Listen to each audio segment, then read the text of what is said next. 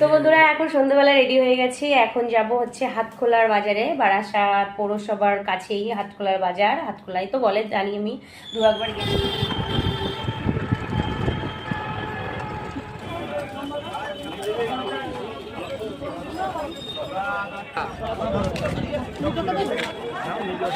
বেগুন কত করে? 420। তুমি নেবে?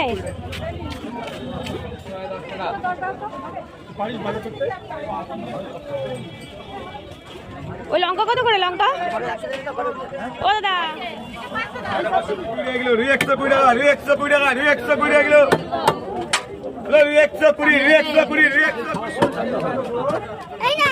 ভাইয়া